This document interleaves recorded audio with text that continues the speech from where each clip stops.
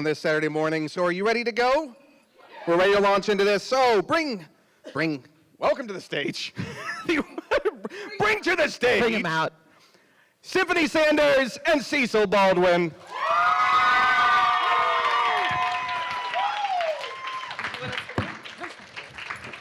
Hi, everybody. Oh, I'm too short.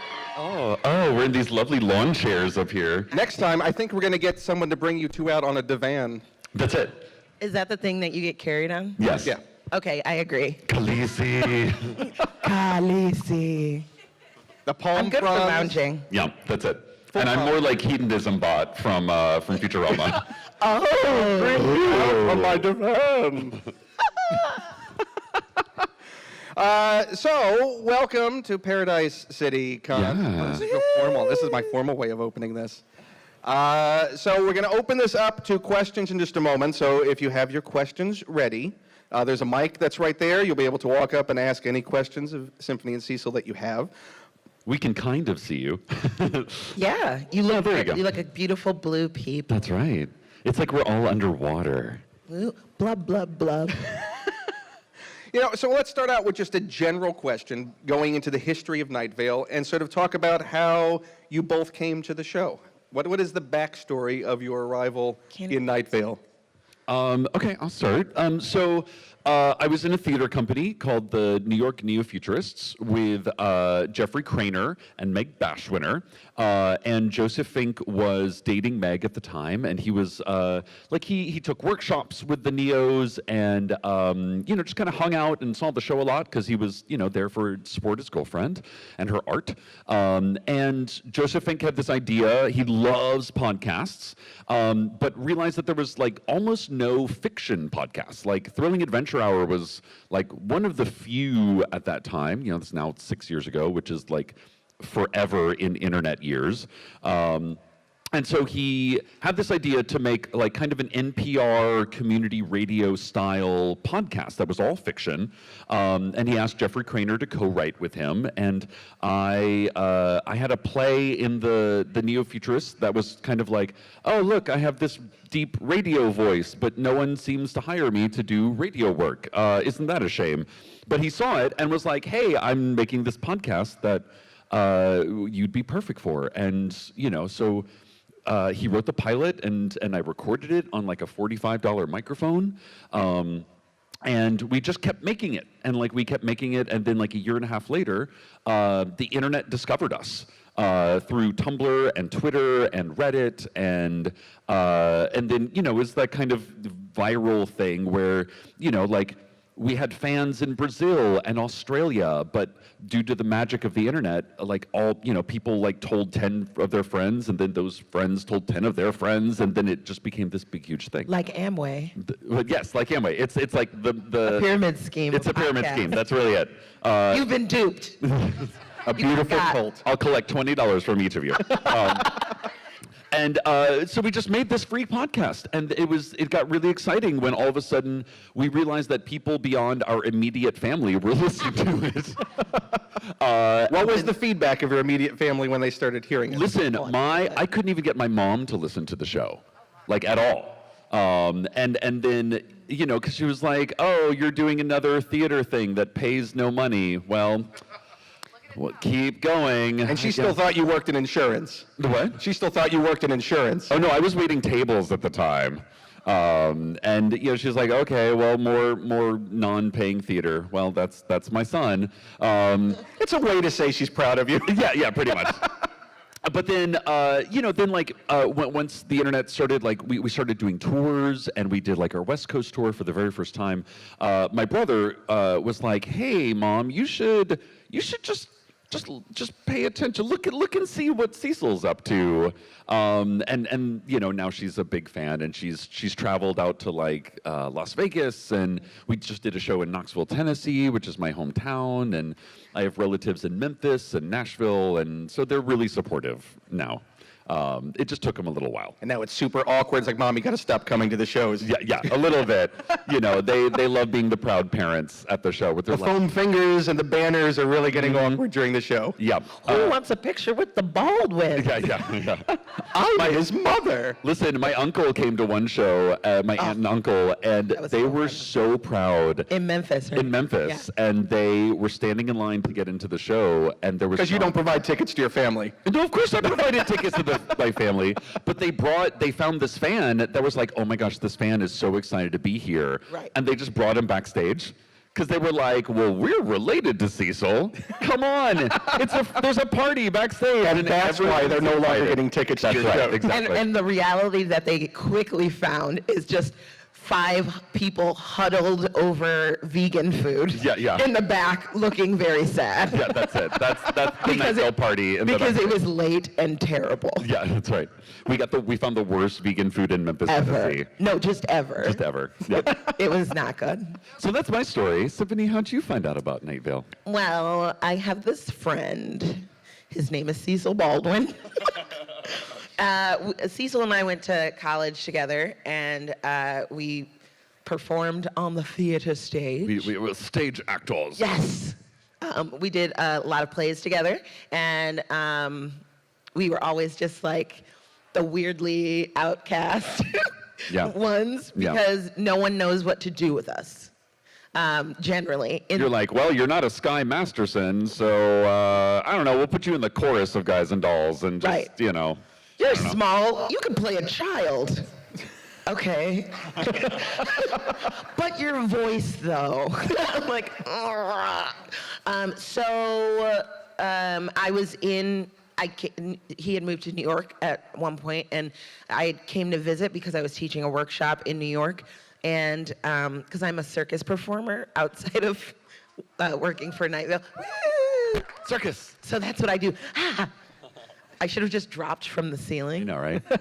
Can you hang your lira from? Yeah, hang around just spinning like. A little bit of Cirque du Symphony. And I was just in town, and Cecil was like, "Hey, do you want to be my +1 to this show that I'm doing?" And I was like, "Yeah, free, done," because that's the artist's life.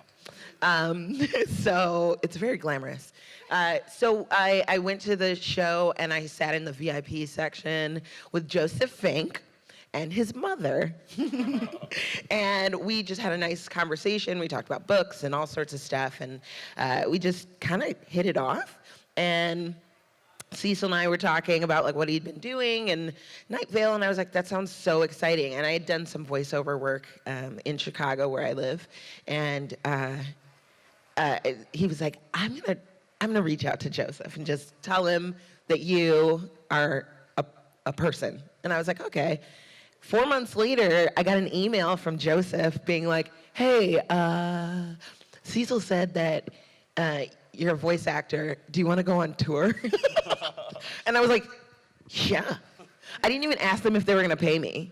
Like, I didn't even ask. I was like... Didn't even care. I didn't care. I was like, whoa, I get to go stay in a hotel room and sleep in the same bed as my What kind of best friend. starving artist are you who doesn't? No, I know. I'm just like, oh, I'm going to go somewhere? Okay. All right, cool. Cool, bro. See you in 15 minutes.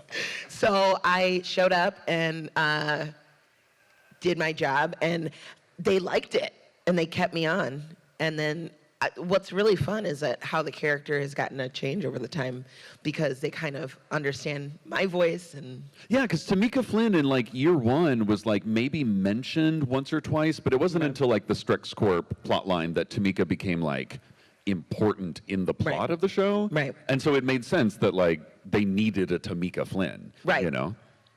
Well, and that's me. And they got one. Boom.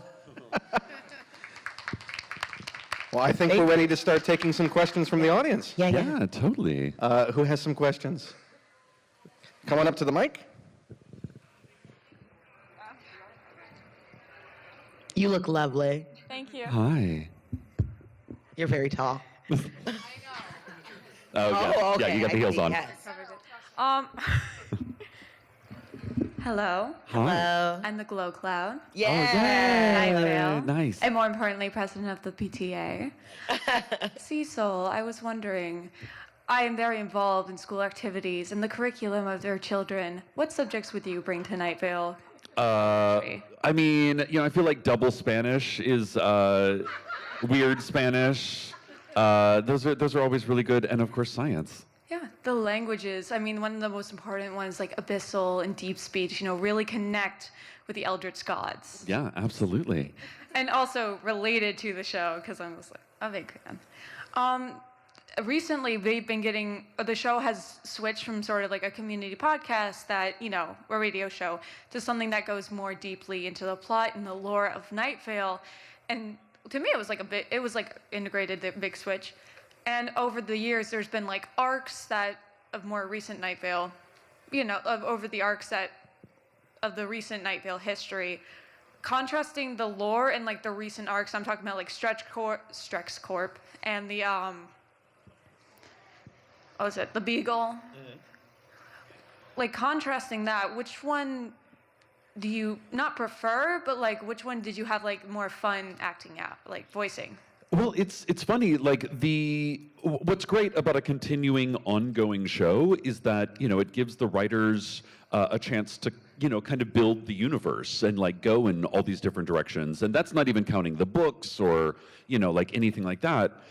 Just on the podcast, I always like the episodes where something is happening to Cecil in the moment. Because it's a lot of fun to, do the sort of like Cecil's reporting on this weird thing that's happening in Nightvale, but it's even more fun for me as an actor to be like, oh my gosh, there's something in the radio station right now that I have to react to. It's just more fun as an actor, and it allows me to kind of like get involved. And over the years, I've recorded episodes like underneath my desk, like just to, like if it says like Cecil's hiding under his desk, I actually take the microphone and hide underneath my desk because you're so method. It's so method. I know. Yeah, Marlon Brando ain't got nothing on me. I went out and I found a glow cloud, and I just had to record the episode. That's right. Way. I went out and scoured the world for a glow cloud, and then I brought it into my home. But no, those are always the really fun ones. Episodes like Cassette, or where things are happening to the characters in the moment. And then, of course, any episode where I get to interact with another character, like whenever Will Wheaton is on the show, we always it's always fun because, he's, as Earl Harlan, he's doing a cooking segment.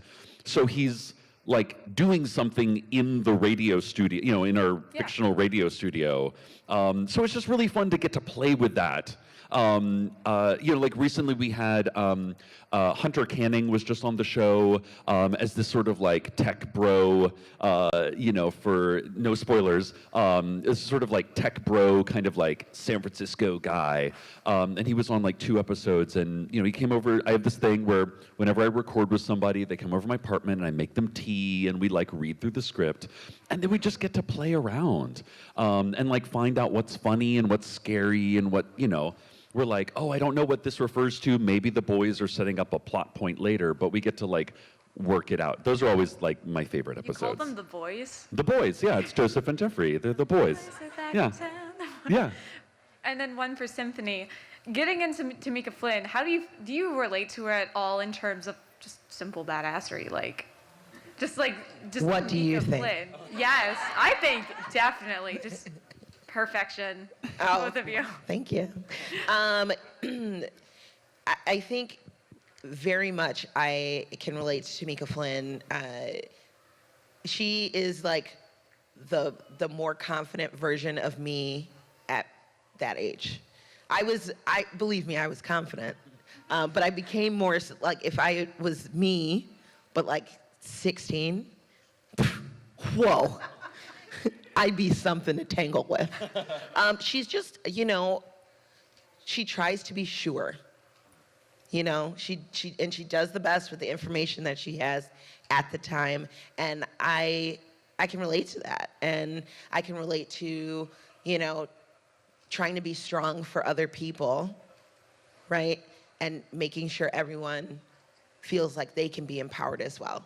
So that's what Tamika Flynn is to me. She's a leader. Yeah, she's a leader. Yeah. And she leads by example, right? So you're not always going to be right, but you do the best you can, try and keep everybody safe, right? Keep it moving, keep it pushing. So. And one more question for the both of you. What's your favorite animal? A sloth. Oh, I mean, yeah, sloths are great. I like koalas as well. Yeah, koalas are pretty dope. We're gonna touch them. Yeah, we're going to Australia in 2 weeks, and we're really just excited about all the crazy animals they have in Australia and New Zealand, like bats. So many hang on, bats. so many bats and jellyfish. So many things that can kill you. Yeah, all that. Yeah, there you go. Good. You'll find those in your yards tomorrow. Okay, thank you. Thank you. Well, I want to follow up on that question real quick. Also, what she'd asked for Cecil Symphony. What episodes for you are the most fun to do? Well, I just like being in them. So, yeah. Well, and also for both of you, tell me the difference between, because you talked about being under your desk at home, and a lot of the stuff is home recording that's done Right. for Nightvale, but you also have these live tours, and you're doing it before a live audience. Yeah. What is that experience and the difference between those two experiences like for you both? Well, I would definitely say when you're at home, it's like, I mean, you have the time that you're like working, you're like, okay, I know I need to record this by this such and such a date. It's much more like businessy, but with pajamas on. And you just have to make sure that there's no ambient sound going on. So there's a stress sort of that, because you could be like 3/4 of the way through recording something, and then like a bus goes down the street, or like Police sirens or Yeah. an ice cream truck. Oh my God, the ice cream trucks in the summer are the worst. Well, and Because you can hear them forever, and you're like, well, now I got to re-record this Pop whole goes that thing. weasel. Damn it. but the live shows, I think that interaction is so special. It's so different. Has anybody been to a live show? Yeah? Yeah? Oh, awesome. Yeah. Woohoo. Yeah, we just did Miami like a few months ago. Yeah, in July. Yeah. It was so hot. It was so hot. It was so hot. I was like, but I mean, the energy of being on stage, and it's a give and take. Like, you're part of it too, and like, we can hear you, we can feel it. We can usually see you. Yeah. It's Yeah, weird. we once did a show in New Orleans. A very intimate audience. There was only one way in and one way out. And this girl, unbeknownst to us, threw up all over the audience, like in the 3rd row. And I'm on stage performing, and We're just hearing shuffling. and I just heard shuffling, and I saw this woman like stand up and then walk out, and then she came back with toilet paper, and then she walked out again and came back with more toilet paper, and I'm like, what the hell is going on out there? Because I can't see anything beyond like the 2nd or 3rd row, and she was like right there. And then eventually, like and I kind of like made a little joke about it, but I didn't want to be mean or anything. But I was like, it kind of fit into the script at the time, and it was like, like, oh, some people in Nightvale were angry and upset, like this woman who's leaving right now. And she like was dragging her child behind, and then we find out later that this girl had just totally stand by me'd the entire audience. And luckily it was right before the weather, so there was a little bit of a break so they could kind of leave, but luckily it did not turn into just vomit fest in the audience. Yeah, And 'cause- kudos to the strength of the show that they could be vomited on as an audience and not get up Right. and That's leave right. the show. And people still stayed until the end of the show. and there was not much sympathetic vomiting. That's right. Yeah, there was very little sympathetic vomiting. Well, I wanted to follow up on. But you definitely don't get that when you're recording the podcast at home. Well, I don't want to follow up on Tea Time with Cecil recording. Okay, sure. Is I actually had the honor of recording a small segment of the anniversary show. Oh yeah. Because you were out of town for the holidays last year, and Jackson Public, who is a regular voice. Yeah, he plays Hiram McDaniels. He needed to record for the anniversary show, his little segment, so I Yeah, put a yeah. blanket over him in his former apartment in New York, and heard all about how this isn't the same as going to record with Cecil. There's no tea, there's no fun. I know. Like, thanks a lot, get under the blanket. Oh. And I mean, like what's great about podcasts is that, like there's such a low barrier of entry to make them. Like if you have a phone or a computer and you can get like a cheap microphone and then like $20 to like put it on the internet. So like it means that a lot of, like you can make a podcast about whatever you kind of want. And what's great as an actorly performer, is that, in order to make something in New York City, like to do a play or a film, you have to get a crew together and you have to like rent cameras, or you have to rent a space and have stage managers and lighting designers, and it's really difficult, and it costs a lot of money, and it takes a lot of man hours. And then, if you have 10 people show up, you're like really happy, So it's really great to get to work with all these various different kinds of actors. And we've had, everyone from Jackson Publick and Mara Wilson, and people on the West Coast like Hal Lublin and Molly Quinn, and Symphony lives in Chicago. And, so it's really great to get to perform with all these people. We just connect on Skype, and we get to record with these people, and it costs, so little money that it opens up all these creative artistic options that if I said, hey, let's do a play in the East Village, we would have to fly people in and house them and all that stuff. So it becomes, I don't know, like whenever people come to my apartment to record, if they're in New York City, like I try to make it like a fun experience, and like, it's also just a chance to check in with people who are really awesome. Like I don't know Jackson Publick too well. Like we've done a couple things, but it's nice to just sit down and like be like, hey man, what's going on in your world, before we jump into the work stuff. So you're saying I should have made him tea? You should have. A little bit of hot. In his own home, I should have made him tea. You're like, you sit down. I'm gonna just go rummage around in your cabinet. Call me Cecil. I'm here to be your Cecil. It'll be great. We have another question. Come on up to the microphone and introduce yourself. Hi, I'm Feral Dog Pack Leader. Awesome. Hello. Hi. I have a few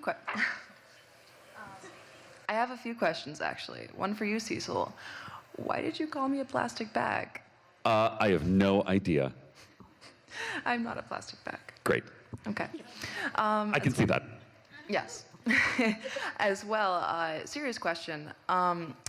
It's really, the entire show, it makes me laugh so much, and I wonder, how do you get through the script without just actually cracking up and not like messing up a little bit? Well, I mess up all the time. Don't worry about that. But no, like I have to read the episode through like 4 or 5 times just to myself. And usually I'm like, oh, that's really funny. Like it's that kind of thing. So that way, by the time I actually get to recording, it's, like the act of making something and the act of enjoying something are very different. Like when you're watching a movie and you're like, oh, that's really scary. It's the opposite of scary on the set, because you see like all the background stuff, and like if you like it's just a different part of your brain. And for me, my job is to go, oh, this is a joke. My job is to make this as funny as possible, or this could be funny, or what's a crazy voice? What is this character's voice? So my brain is thinking like nuts and bolts and like how to make the episode, so that way you can crack up while you listen to it. As well, like I notice, I always, when I'm listening, I try to actually not have it in the background, because I find every single little detail is always planted for later on. Oh yeah. There's so many Easter eggs as it could be, and I love it. Awesome. And for you, I'm sorry. When you get into Mika, as I know, as Glow Cloud was saying, like, do you relate to her? Do you like have actual like favorite books like that you really enjoy, or do you like read some of the books that she throws at people? Actually, I was talking about this with the boys. I was like, I feel like it's such a hefty list of all the books that I've, in all the live shows, in all the episodes that I've recorded, and even the ones where they just talk about her.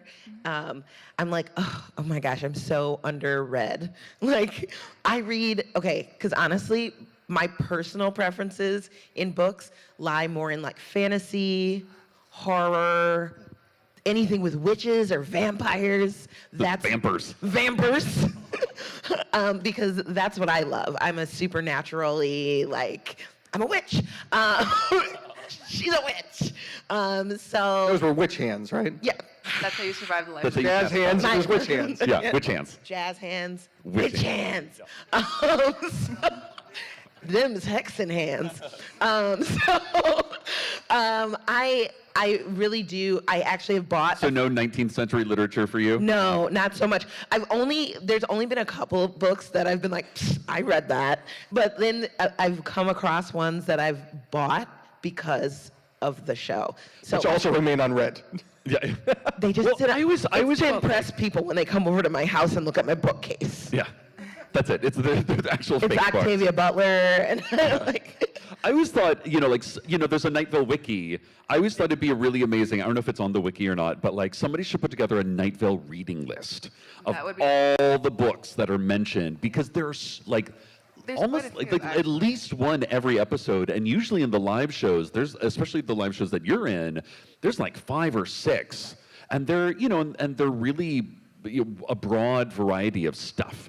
Everything from we've made Emily Dickinson references, Mark Twain. And I'm going to be honest with you. I think the guys have actually read. Yeah, they probably read them all. They are rabid. They're super smart. We're actors. We're like, really they're dumb. pretty. Yeah. We can read real good.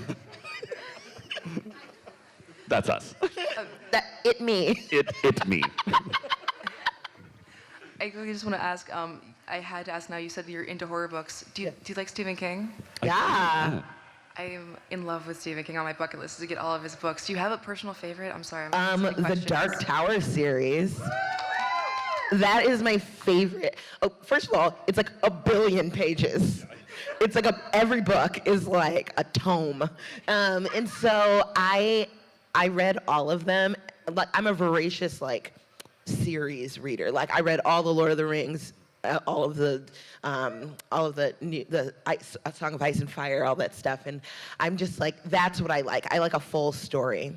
You like the episodic, the big story. I like to be enveloped in the world of whatever it is, and I'm like, oh my god. And then this. You want to be swept away. Yes. Calgon, take me away. Calgon's a great novel series, by That's the way. right. You should check it out. He's my favorite character, Calgon. So for me, my favorite Stephen King. So Stephen King was actually the first adult books that I read. When I kind of went from kids books, I think I read It. No, not adult books, grown-up books. How about that? Wink.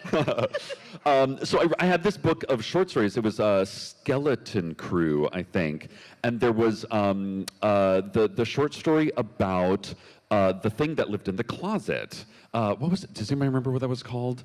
Anyway, it was like the boogeyman that lives in the closet.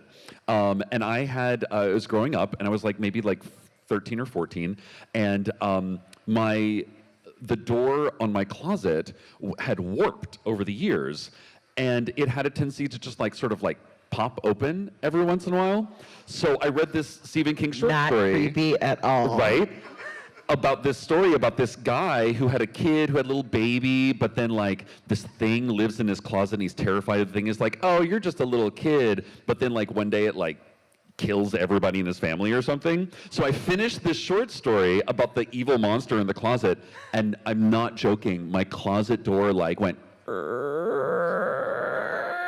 Nope. right as I finished. That's the book. 6-year-old Cecil Baldwin, Yeah. who had just read. That's And great. I was home alone after school, and That's when you li- burn down the house. Yeah. Well, I had to go outside. I would not go back inside the house until my parents got home. And so they removed that closet from the house. That's right. I was we have to move now. Yeah, Sorry. Because of it, I couldn't take. I wouldn't shower for a week and a half. I was so. I'm no, and I just. I'm sure your parents and your brother were really And I excited left about the that. bathroom door open every time I went to the bathroom. What? Oh well. So what then would you say is that sort of childhood fear that lingered with you the longest into adulthood? As an example, I'll give you Oh, sure. slightly embarrassing. As a kid, seeing Return of the Jedi, and there's that scene where Leia is it just thaws out Han Solo, and a curtain pulls back, revealing Jabba the Hutt and all his creatures behind it. For years after that, whenever I'd use the restroom, I had to pull the shower curtain back to make sure no creatures were behind the shower curtain. Well, that's Still do that today. I definitely do the pull the shower curtain thing, but because of like Psycho. Yeah, I was just like, and every There time. could be a murderer. And I'm like about this. I'm like this. Yeah. Oh yeah. So you believe the murderer, but not my giant space slug. And like a whole host of Jim Henson puppets. Fozzie, Kermit, they're all back there. Yes. So it's funny, like I don't have any really It's like- like lingering childhood fears, not so much. But I will say the movie The Ring messed me up.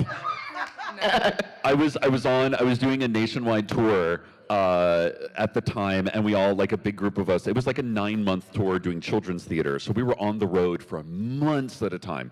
And The Ring came out, and when you're in a hotel room, it's like kind of weird because it's, you go from one hotel to another, and they all kind of look the same, and you start to lose. You're like, what city are we in? Where are we? I don't What even know. room am I in? What room am I in? So one, The Shining becomes very creepy. And two, when you turn the light out and you can kind of see the reflection of the room in the TV, The Ring messed me up. So there's ambient light, and like my roommate, I actually made my roommate, we had to sleep with the bathroom light on because I imagined that crazy, ghost lady was going to come out of the TV. I'm like 25 years old at this point, so this is not like 10-year-old scariness anyway. No, I'm a fully adult, and I'm scared of my TV in my hotel room. But you didn't disconnect it and put it in the hallway overnight. Oh my God, like the end of Poltergeist, where they're just like, nope, get out of here. Any linger for you, Symphony? I am very afraid of the dark. Not of outside dark, because I can deal with things outside. Like, I can run and jump and climb on trees and stuff. You're definitely Tamika. I'm good at avoiding prey, avoiding being prey. predators. Yeah, I'm very good at that. So, but inside, there's something about anybody could be hiding in a corner, and then they'll just be like, Like Jabba the Hutt. Like Jabba the Hutt and Fozzie Bear. Yes.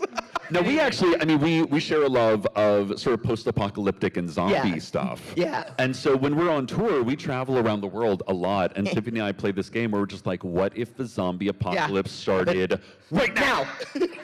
And we're like, okay, okay. what do you have in your pockets? We're like, where's the where weapon? do we go? What building can we go? Board up where the would you go? windows. Just, this is what we do when we're on tour. This is how we occupy ourselves. Yeah, when we were on the train and we were stuck in between. Oh yeah, we're stuck in a field. And Yeah, we were stuck in a field and we're like, zombie apocalypse right now. Like an infected gets on the train. Yeah. And there was one door that was open at the end of the train, and for the smokers, and we were like, and here's get the down thing. there, get on top, grab some food from the dining car on the way, grab some water, and then we're gonna swing And we're gonna run. outside, climb all the way. And listen, Symphony and I will leave your ass behind. Yeah. All right? Right. If you get bit, too bad. Too bad. You're dead. You're dead to us. I love you, bye. Yeah, but then we have to extrapolate that. If you're willing to leave everyone else behind, who leaves who behind? Because remember, when chased by a polar bear, you don't have to outrun yeah. the polar bear, You don't. just the other person with you. Cecil and I understand that about each other. Yeah, we have an understanding that's like, We're both Slytherins. yeah, that's right. So, Like, looking out for number one. And I mean, definitely, we would try to help each other. However, if To a point. To a point where... but if you get bit, what am I supposed to do? Oh, yeah, exactly. I'd be like, no, just, put me out of my misery, man. Amputate your arm? No. But if something scary and bad were to actually happen, there'd probably be a moment where we'd look each other in the eyes and we would just run. Yeah, but Yep. Just I'll Like meet right you now, I'll we'd meet be you like, at the bye. safe space yes. later. Try to communicate somehow. Can't chase us both, opposite directions. Let's play the Oh, other. there you go. Right. We'll meet up later at the safe space and then, get our guns and our water. Because really, that's all you need in the apocalypse. Yeah. Weapons and water. Yeah, hydration. Always. Yeah. Always hydration. That's why I keep a bat with that wrist strap. Oh, yeah. My dad gave it to me when I moved to Chicago for the first time by myself. He gave me a metal bat that he taped, securely taped this strap. You have a baton. Yeah. Yeah. So you can run and it'll swing by your side, but then you can just pull it up and whack. I was like, my dad is such a pimp. I love that. So that's my weapon. And a bicycle, that's all you need. You're not going to be able to get out with a car. I want to think that you consider the bicycle also a weapon. Yeah. Yeah. I mean, if necessary. But Especially if you have a swinging... I see you swinging a bicycle right now. transportation's good. When in doubt, throw the bicycle. I'm sorry, were there any other... Oh, hi. I didn't even notice you all were here. We're just talking Another about question. zombies. I Fine. want to say I recommend The Dark Half and Lost and Found if you haven't read those two. They're Great. really wonderful. I recommend it. Thank you. Thanks. Oh, he's going in. Yeah, just get on up with that microphone. Yeah, go. I'd say line it up. Line it up. Line up. And it'll pressure This the is not person in class. front. We're not your Yeah. teachers. Come on. Hi. Hey, I'm Adam. Hi, Adam. I was wondering if you guys had any advice, organizations, resources that people who are looking into producing really quality podcasts or audio content, things that we could use, I mean, from professionals, someone who is successful, what can we do if we are interested? What are your key advice? I'd love to hear from both of you guys. Cool. Well, I know we're also doing a podcast panel tomorrow where we're going to talk about like kind of nuts and bolts of podcasting. I think keep it simple. Like that's the thing is like you got to find out what works for you. And you know, like I've met people that are like, I spent $10,000 on my home studio and I've got like the top quality mic and you know, what do you do? And I'm like, I use this $75 microphone. And I record on my MacBook Pro. Yeah, and I use my laptop. GarageBand. I use GarageBand. I know a lot of people use Audacity, which is another free program. I found it a little, like, it just always was really buggy for me. So you, like, really, it's more about content, right? that's the thing, is that, like, you know, the actual recording devices, you know, you want it to sound good. You want it to sound like you're, you know, like in a quiet room, like Symphony was saying, like, but really it's all about facilitating your story and your voice. And if that's a nonfiction podcast where you're doing interviews or talking about cooking or whatever the podcast is, or if it's a fictional podcast, you know, like the Bright Sessions or Nightvale or something like that, you just want to be able to make whatever the tool should help you tell your story. You know, and it's one of those things where you could have the most expensive paints and the finest brushes and canvases, but at the end of the day, it's all about the artist. People will forgive a lot of technical quality issues if the creative quality is there. Yeah. Because you can always, as it becomes successful or catches on, based on the quality, then invest in the technical things to make it better. In Nightvale, we have upgraded from a $45 snowball microphone to a $75 Yeti microphone. Yeah. And then actually I was talking with Hal Lublin, we did PodCon in Seattle, and for me, like I want to be able to, in the future, just start like bringing something more portable. Yeah. So he recommended- That's what I bring mine. Yeah, like a $200, and I was like, oh gosh, that's really expensive, Hal. But it's portable, and I think that's what Hal uses. Yeah, it's to an do- M Audio. Yeah, for We Got This with Mark and Hal, because they do a lot of interviews on the road, and so that's what works for them. So yes, like, technology is great, but it's really more about hearing you. Right. Yeah, there you go. I carry my Audio Technica in a sock. So, in my bag. That's You're it. welcome. You're just spiting the equipment at that point. It protects it. It works. At least double socket. They're at least nice socks. It's in a different protective pocket as well. Okay. Thank you, guys. You're course. welcome. Hello. Hi. Yeah, gotta pull it down. Hi. Oh, Jesus. Hi. Did not expect that to be that loud. See, I had a serious question, then everyone took my serious questions. Oh. So I guess I'm just going to... what is one way that both your characters have progressed in what you see as a very positive manner, and then what would you see as kind of maybe what they could still improve on? And That's a then, really great question. Thank you. And then I have one more, which is not serious, which is, does Cecil Palmer is gay? Obs, yes. I was going to say, actually, one of the things that I love about Cecil, and I was talking to somebody at the booth because we're signing stuff all weekend. Right.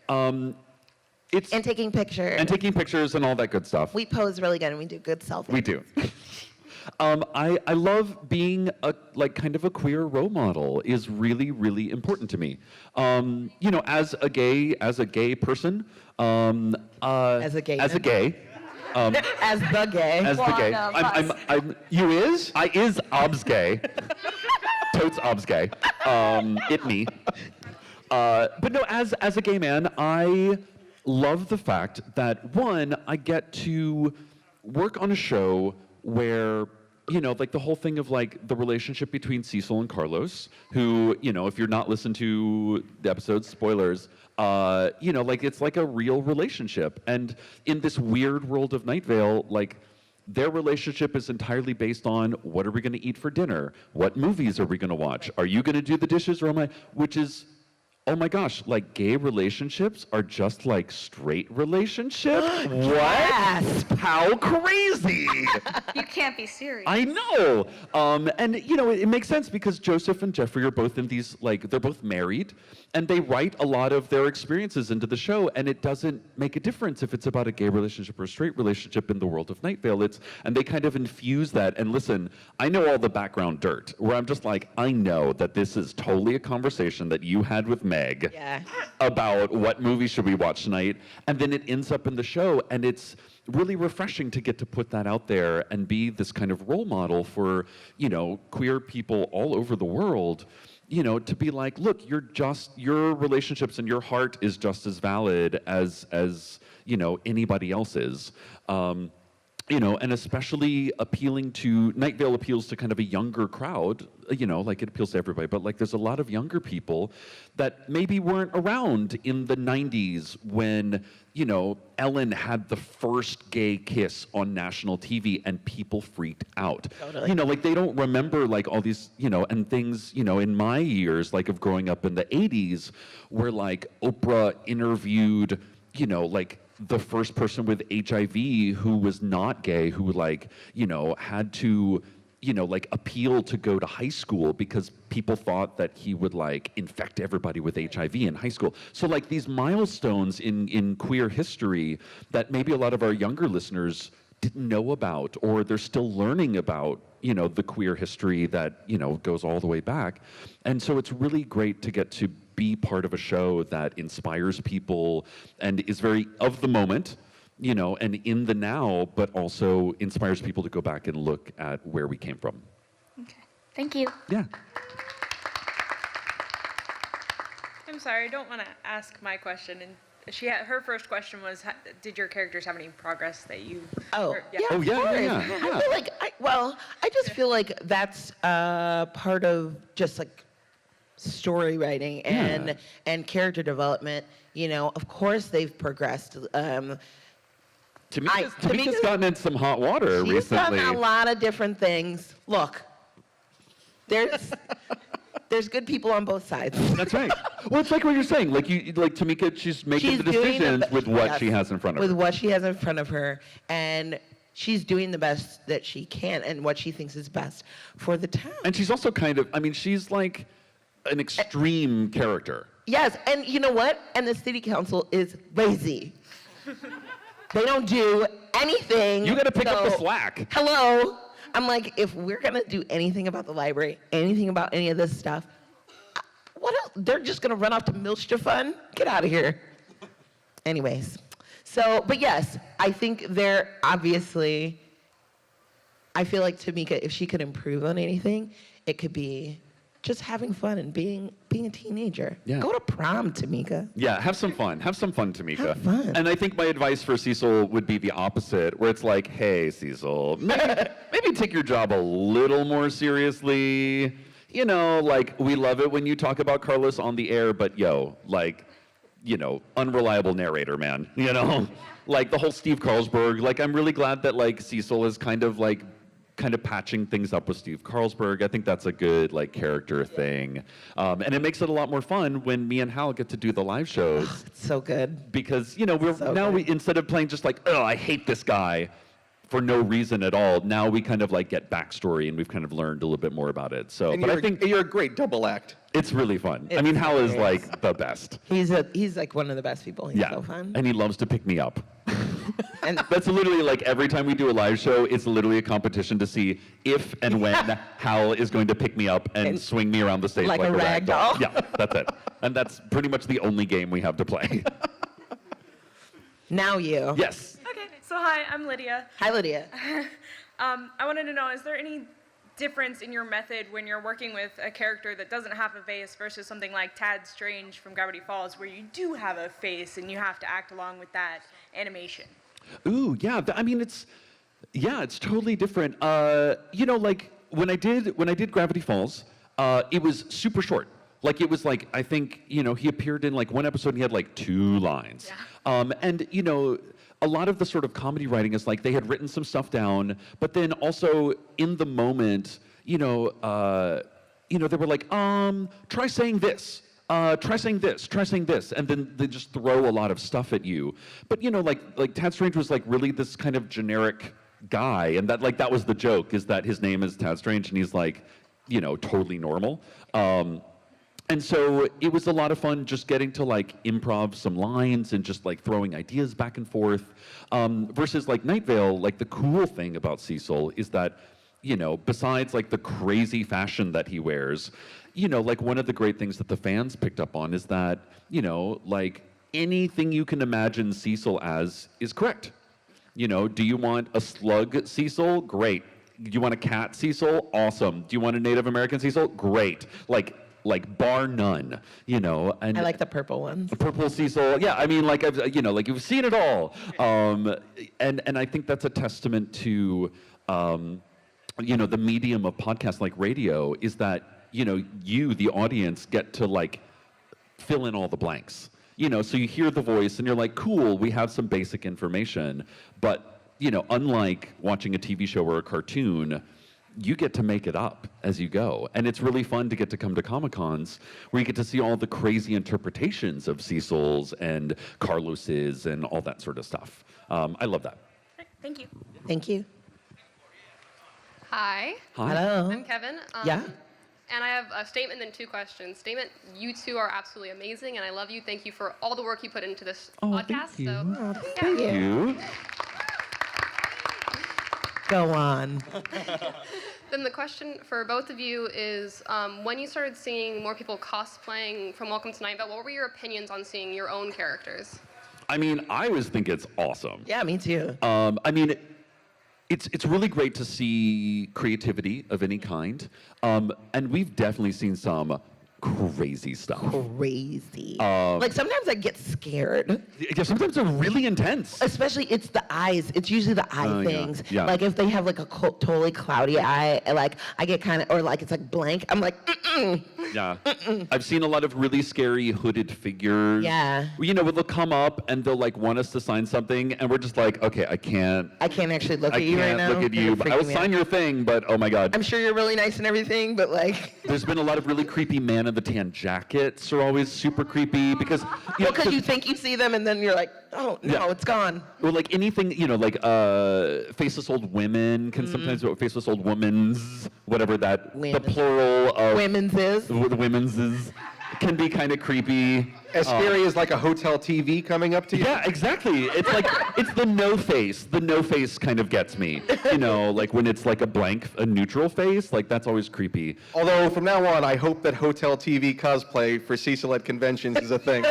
Like cosplay as As a hotel TV. oh, no, as like As the ring the coming chick out from the of- ring coming from the TV. That would terrify me.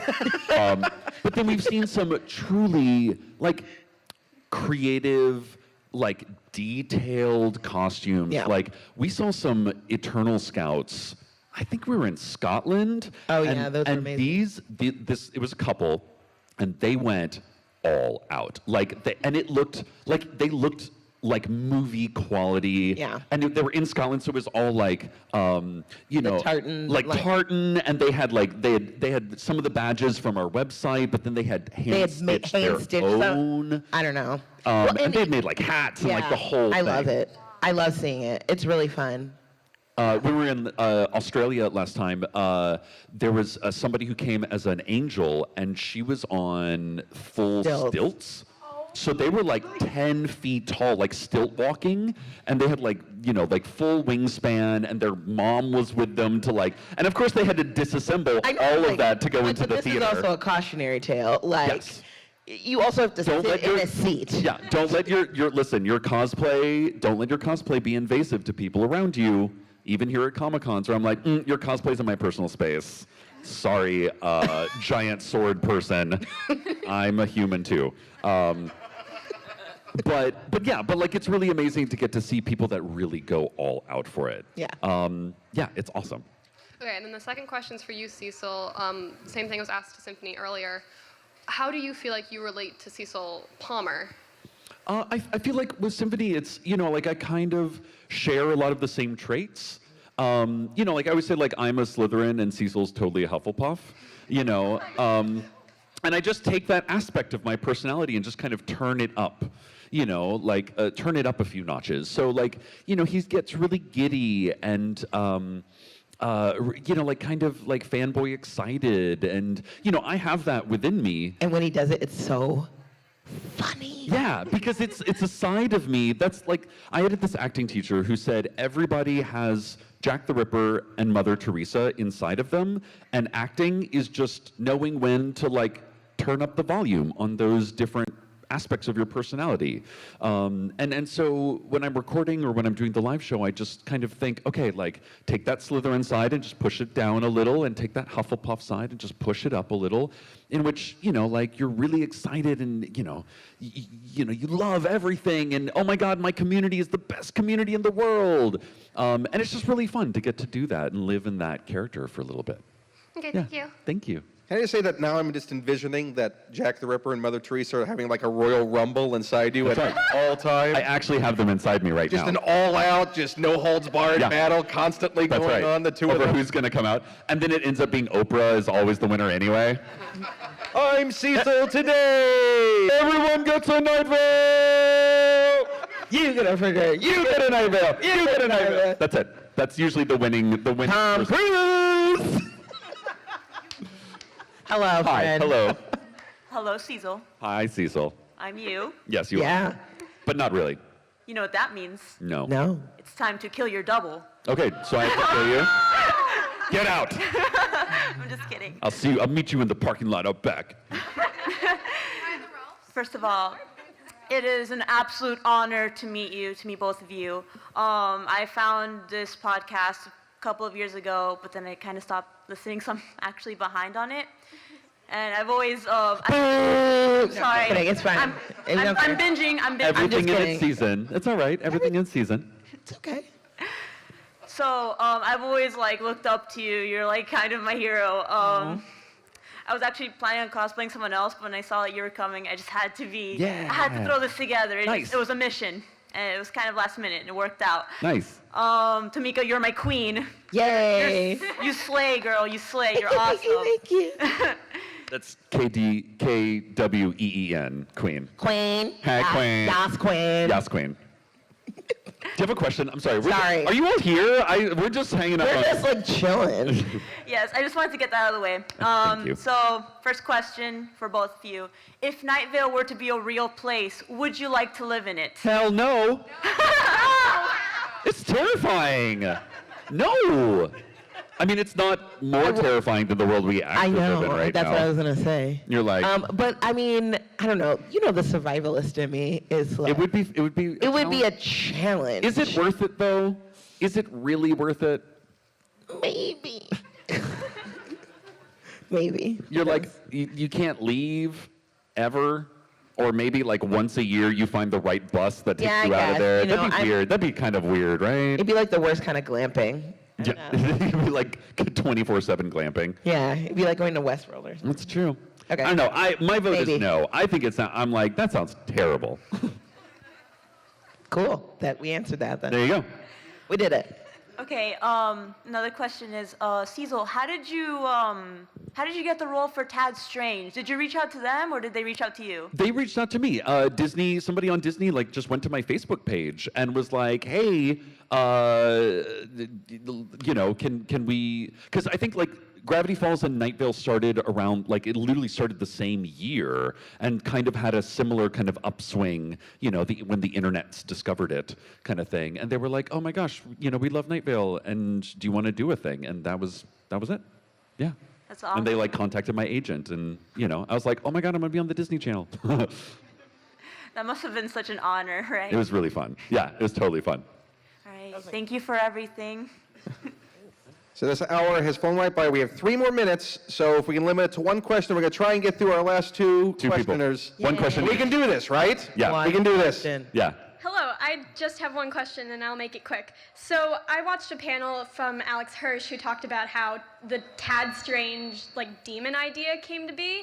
And I wanted to ask you how you feel about the Nightvalians taking Tad Strange from your resume and thinking he's something different than what he was when he showed up on the show. I mean, it's one of those things where, listen, the internet is crazy and weird. And as many people as there are on the internet, that's how many opinions and ideas and, you know, like crazy fan theories there are that may be legit. And, you know, like, I'm not saying that y'all work yourself up into a tizzy over things, but we have all seen a tempest in a tumbler teapot, right? Like, we all know, like, what happens over things that are very important and things that are, like, you know, very fun and frivolous. And I think that's it. It's just fans being fans.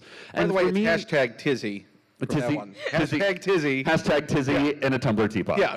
And I think that's it. I think it's just fans being really awesome, excited about things. And as creators, we just go, I have no idea what you're talking about, but okay. As long as you don't hurt anybody or, okay, have fun.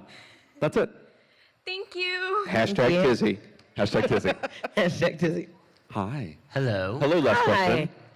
I actually had a question for Tamika. Yes. A friend of mine actually called me to ask you that apparently he killed a librarian in his backyard, and he's also a hunter, so he wants to know if Tamika has any advice for butchering it and cleaning it up for her consumption.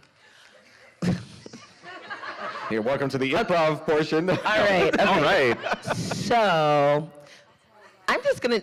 My name is Symphony, by the way. And I know. I don't write the show. You know that, right? I just read real good. Remember, we're actors. We look real pretty. We just look real. We don't read books, okay? But I guess, I mean, you butcher the way you butcher anything at the joints. Yeah. At the joints. Like stomach to stern. Stomach to stern. Strip it. Strip it. You know, if you need to skin it, do whatever you need to do. But at the joints, break points, pop it out. Yeah. And then you pile it in a pile. Oh, there's no for the tendril. I was meaning more for the tendrils and the venom sac. I've never detendrilled anything. Yeah.